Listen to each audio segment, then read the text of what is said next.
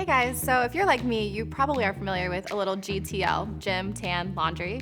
Well, today we're going to show you the designer version of GTL, which is gym, theater, and laundry room. Let's take a look. To start things off, in the gym, we just wanted to brighten things up for them. We were able to achieve that by adding floor-to-ceiling mirrors on every wall, and then also added that additional mirror in the back for the homeowner who liked to do yoga and lift weights. And let's be honest, every home needs a home theater. These clients wanted to keep the theater that was already existing a theater space because they love to watch sports and movies as a family.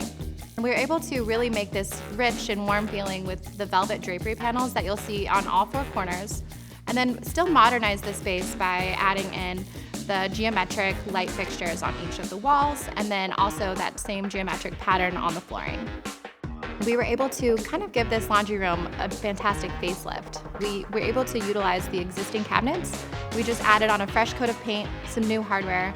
Even though we were able to use the existing cabinets, we wanted to elevate the space by adding in a Cambria quartz countertop, which complements the linear backsplash that we also added in. Let us know what you guys thought about our designer GTL in the comments below, and as always, don't forget to subscribe.